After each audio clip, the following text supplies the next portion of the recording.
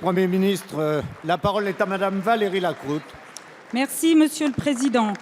Monsieur le Premier ministre, dans la nuit de samedi à dimanche, un incendie criminel a ravagé l'église Saint-Louis à Fontainebleau. Un autel du XVIe siècle a été entièrement brûlé, des hosties consacrées jetées sur le sol, l'enfant Jésus de la crèche volé. Un peu plus tard, c'est un autre incendie, probablement accidentel, qui a détruit l'église de Veneux-les-Sablons avant la chute mystérieuse d'une croix en forêt de Fontainebleau. Ces actes inqualifiables ont suscité de nombreuses réactions d'indignation à Fontainebleau et partout dans le pays. Ils ont profondément choqué les membres de la communauté catholique, déjà inquiets par la recrudescence d'actes antichrétiens en France ces derniers mois. Je veux leur exprimer toute ma compassion et ma solidarité. En visant le cœur de la foi catholique, les criminels n'ont pas seulement insulté la communauté des croyants, ils ont offensé la communauté nationale tout entière.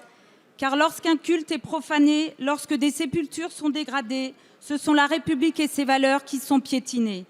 Après les attentats de Paris, de telles profanations contribuent à entretenir un climat de peur et de suspicion.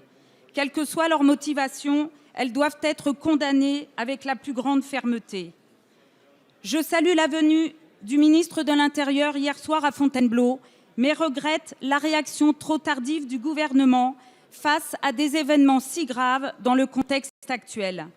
Nos concitoyens n'attendent pas seulement de l'État du réconfort et du soutien, ils attendent des actes concrets. Monsieur le Premier ministre, pouvez-vous nous assurer que tout sera entrepris pour retrouver les acteurs de ces actes et que ceux-ci seront sévèrement sanctionnés? Pouvez-vous nous assurer que la protection des lieux de culte sera renforcée dans notre pays? Merci. Merci Madame. La parole est à Monsieur Bernard Cazeneuve, ministre de l'Intérieur. Madame la députée, nous étions hier soir ensemble à Fontainebleau avec les représentants des forces de sécurité, les élus et le représentant du procureur de la République. Vous insistez sur la nécessité d'assurer la protection des lieux de culte. Et je veux ici rendre hommage aux dizaines de milliers de policiers et de gendarmes qui, depuis le mois de janvier dernier, par des gardes statiques et dynamiques, assurent la protection de l'ensemble des lieux de culte en France.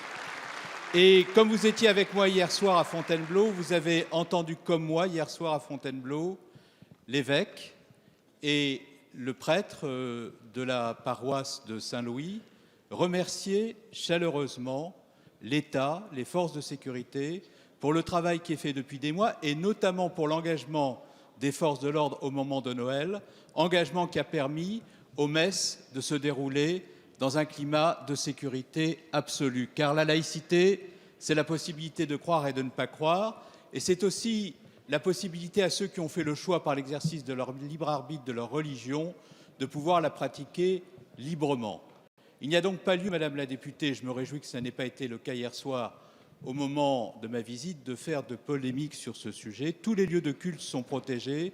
Ce sont plus de 2000 églises qui le sont en permanence. Ce sont près de 800 mosquées qui le sont en permanence et un très grand nombre également de synagogues parce que l'État a une responsabilité particulière qu'il assume par l'engagement des forces de l'ordre, assurer la protection de tous les lieux de culte. Vous indiquez que la réaction a été tardive. Je rappelle que l'événement s'est produit le matin, qu'il a fallu, pour des raisons qui tiennent aux particularités de l'enquête, que nous ayons des informations et j'ai communiqué dès le dimanche et j'étais hier sur place et nous étions ensemble.